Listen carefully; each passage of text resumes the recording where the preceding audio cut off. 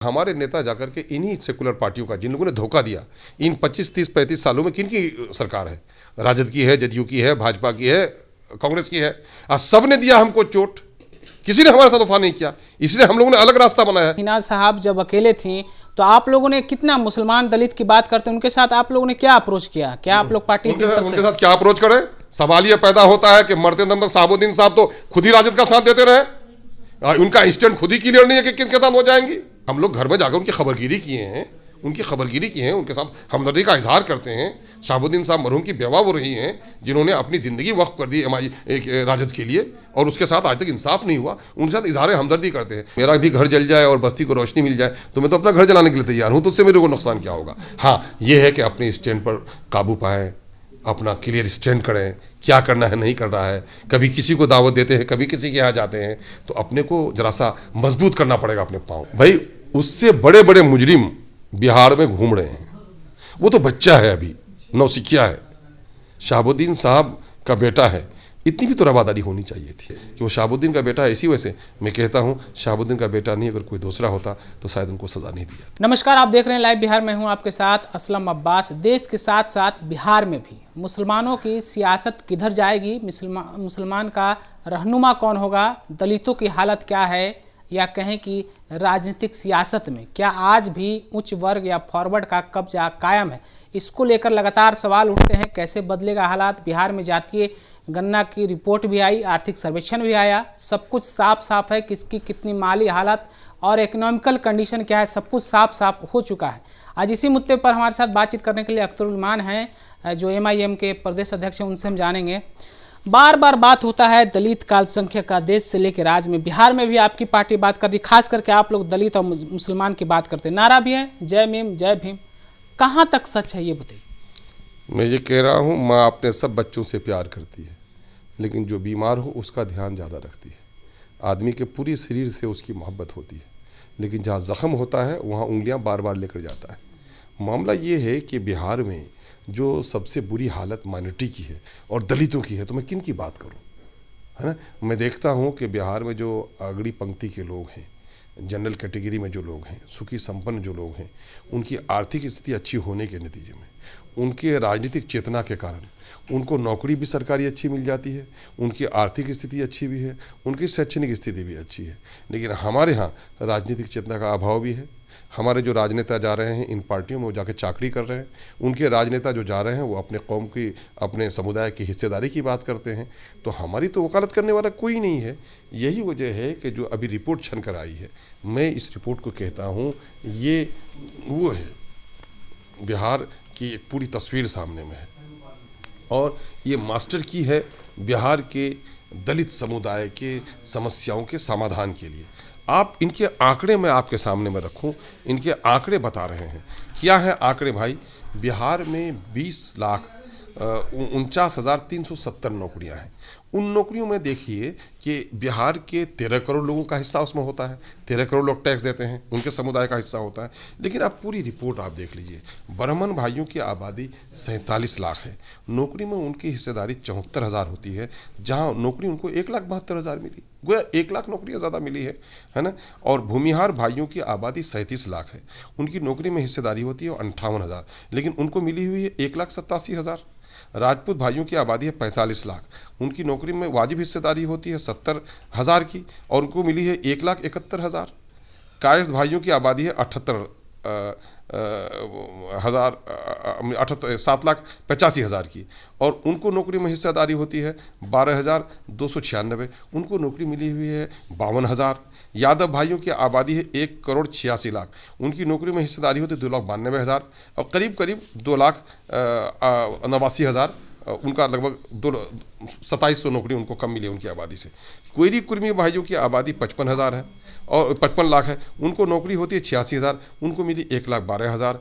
कुर्मी भाइयों की आबादी है 47 लाख, हिस्सा होता है उनका 58,000, उनको मिला 1,17,000, गोया 58,000 नौकरी ज़्यादा मिली है। वहीं मुसलमानों को आप देख लें, मुसलमानों की आबादी है 2,31,000, उनकी वाजिब हिस्सेदारी इस 20,49,370 नौकरियों में उनकी हिस्सेदारी होती है 3,66,886, और उनको नौकरी मात्र मिली 1,73,154, 1,95,732 नौकरियां उनकी छीन ली गई। जरा गौर कीजिए, 1,32,000, 1,95,032, मैंने आधे से भी ज़्यादा नौकरियों से उनको वंचित रखा गया। और आप एससी को देख लीजिए, उनकी आबादी 2,56,00,000 है और उनकी नौकरी में होती है 4 लाख, और उनको मिली 2,91,000, 1,11,000 नौकरी उनकी भी छीन ली है। तो सरकारी नौकरियों में जिसका हिस्सा होता है वो फैमिली, वो परिवार, वो समुदाय सुखी संपन्न हो जाता है, उनका पॉलिटिकल अप्रोच बढ़ता है, उनका आर्थिक स्थिति उनकी अच्छी होती है, उनका सामाजिक रुतबा बढ़ जाता है, तो उनका राजनीतिक वजन बढ़ जाता है। तो यही हुआ और मुसलमानों को वंचित रखा गया, एससी एसटी को वंचित रखा गया। तो ये किन की सरकार है? नौकरियां मिलती हैं, नौकरियों की आयु होती है 25 से 30-32 साल की, और 33 साल तक सरकार बनी हुई है सामाजिक न्याय की सरकार, राजद। सामाजिक न्याय के सब पे रुकेंगे हम। आप बार बार सामाजिक न्याय की बात करते हैं, तो सामाजिक न्याय के योद्धा का तो चर्चा बिहार में होता ही है। खास करके आप जिस तरीके से आप MIM की बात करते हैं, पार्टी जो आपका दलित मुसलमान की बात है, दूसरी तरफ भी सामाजिक न्याय के योद्धा से ही एक नेता आते थे मरहूम डॉक्टर शहाबुद्दीन, उनकी पत्नी हिना साहब पूरे बिहार में मुसलमान और दलितों को जागरूक करने के लिए एक यात्रा कर रही हैं और लगातार वो काम कर रही हैं। आपको नहीं लगता है कि आप लोग एक तरफ से हिना साहब तो एक तरफ MIM, आप लोग मुसलमान और दलितों के बीच में सिर्फ चेहरा चमकाना चाहते हैं? आप लोग के पास कोई साफ एजेंडा या मोटो नहीं है? नहीं, सवाल ये पैदा हो आपको ज्ञान का अभाव अगर है तो हम क्या कर सकते हैं। मैं तो अपनी बात मुकम्मल कर लूँ कि जिस समुदाय को ज़्यादा नौकरियां मिली हैं, मैं उनको साधुवाद देता हूं कि उनके नेताओं में राजनीतिक, उस समुदाय में राजनीतिक चेतना रही और उन लोगों ने अपना हिस्सा से अधिक लिया। हमारे यहाँ राजनीतिक चेतना का अभाव रहा, हमारे नेता जाकर अपनी बात नहीं कर सके, और हमारे नेता जाकर के इन्हीं सेकुलर पार्टियों का, जिन लोगों ने धोखा दिया, इन 25, 30, 35 सालों में किन की सरकार है? राजद की है, जदयू की है, भाजपा की है, कांग्रेस की है, आज सब ने दिया हमको चोट, किसी ने हमारे साथ वफा नहीं किया। इसलिए हम लोगों ने अलग रास्ता बनाया है, चेहरा चमकाते हैं। आपने नहीं देखा कि बिहार के सदन में समुदाय की बात, दलितों की बात, पिछड़ों की बात, गुलनाज अगर दम तोड़ती है, सनोबर का अगर कत्ल होता है, कहीं ईदगाह को अगर तोड़ा जाता है, दाढ़ी नोची जाती है, ये बात करना चेहरा चमकाने की बात करना है? ये बात मजलूमों की आवाज़ उठाने की है, और बड़ी जिम्मेदारी के साथ MIM ये काम कर रही है। इस गलतफहमी से आप निकलिए। और जहाँ तक मामला है कि सच्चाई की लड़ाई में जो लोग भी आए, ये लड़ाई चेहरा का एक सवाल है। आपने मुसलमान की बात की है, हिना साहब जब अकेले थी तो आप लोगों ने कितना मुसलमान दलित की बात करते हैं, उनके साथ आप लोगों ने क्या अप्रोच किया? क्या आप लोग पार्टी उनके साथ क्या अप्रोच करें? सवाल ये पैदा होता है कि मरते दम तक शहाबुद्दीन साहब तो खुद ही राजद का साथ देते रहे, उनका इंस्टेंट खुद ही क्लियर नहीं है कि किनके साथ हो जाएंगी। अरे हम अपना एक वजूद रखते हैं यहाँ पर, आज के दिन वो किस पार्टी में नहीं है उसका कोई पता नहीं है ना। हम लोग घर में जाकर उनकी खबरगिरी किए हैं, उनके साथ हमदर्दी का इजहार करते हैं। शहाबुद्दीन साहब मरहूम की बेवा वो रही हैं जिन्होंने अपनी ज़िंदगी वक्फ कर दी राजद के लिए, और उसके साथ आज तक इंसाफ नहीं हुआ, उनके साथ इजहार हमदर्दी करते हैं। अब मामला है कि किसी को आप अपने फैसले में शामिल नहीं कर सकते जब उनकी इच्छा नहीं होगी, है ना, उनकी इच्छा नहीं होगी। आपको नहीं लगता वो जिस तरह से पॉलिटिकल रूप से एक्टिव दिख रही हैं, खास करके आगामी 2024 लोकसभा चुनाव या फिर 2025, आपके पार्टी को नुकसान होने वाला जिस तरीके से? हमारी पार्टी को इस गलतफहमी से निकलिए कि मेरी पार्टी को कोई नुकसान पहुंचाएगा, है ना। हम तो सच्चाई की लड़ाई लड़ने के लिए, आपको ये मालूम होना चाहिए, हम सत्ता की लड़ाई नहीं लड़ते, हम इस मुल्क में इंसाफ की लड़ाई लड़ते हैं। और इंसाफ की बात कोई भी उठाता हो, मैं तो कहता हूँ मेरा भी घर जल जाए और बस्ती को रोशनी मिल जाए तो मैं तो अपना घर जलाने के लिए तैयार हूँ, तो उससे मेरे को नुकसान क्या होगा। हाँ, ये है कि अपने स्टैंड पर काबू पाएँ, अपना क्लियर स्टैंड करें, क्या करना है नहीं कर रहा है। कभी किसी को दावत देते हैं, कभी किसी के यहाँ जाते हैं, तो अपने को जरा सा मजबूत करना पड़ेगा अपने पाँव, है ना, फैसला लेना पड़ेगा, दाएं भी बाएं भी नहीं, अपने आप को एक मजबूत स्टैंड लेना पड़ेगा। इससे जब तक आदमी अपने इरादों में तवानाई नहीं लाता है, वो अपने इरादों में मजबूती पैदा नहीं करता है, अपनी मंजिल मुतय्यन नहीं करता है, तो वो रास्ते में भटक जाता है। एक सवाल और रहेगा, अभी उसामा साहब जेल में हैं, आपका पार्टी क्या स्टैंड रखती है उसामा साहब के बारे में, खास करके जिस तरीके से आपके पुराने ताल्लुकात शहाबुद्दीन से भी रहे हैं? भाई, उससे बड़े बड़े मुजरिम बिहार में घूम रहे हैं, वो तो बच्चा है, अभी नौसिखिया है।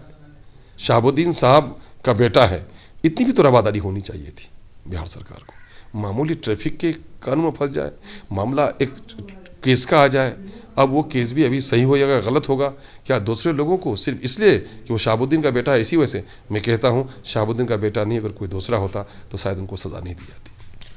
बिल्कुल। तो अभी आप अख्तरुल ईमान को सुन रहे थे, किस तरीके से उन्होंने एक बात कही है, एक बिहार में दलितों की या मुसलमानों को लेकर क्या कुछ सच्चाई है, हकीकत है, आपने सुना है। हिना साहब के बारे में, उसामा साहब के बारे में भी उन्होंने अपनी पार्टी की तरफ से क्या कुछ कहा है, वो भी आपने सुना है। आप अपनी राय क्या रखते हैं बिहार में मुस्लिम और दलित सियासत को लेकर? क्या जागरूकता की अभी भी बहुत कमी है? क्या मुसलमानों को लीडर नहीं मिल पा रहा है, या कहें कि मुसलमान दलित लीडर बनने नहीं दिया जा रहा है? हमें कमेंट के रूप में आप अपनी जवाब या राय जरूर हमें भेजिए। तब तक के लिए बने रहिए लाइव बिहार के साथ। आपका शुक्रिया। लाइव बिहार यूट्यूब पर सब्सक्राइब और फेसबुक पर लाइक जरूर करें।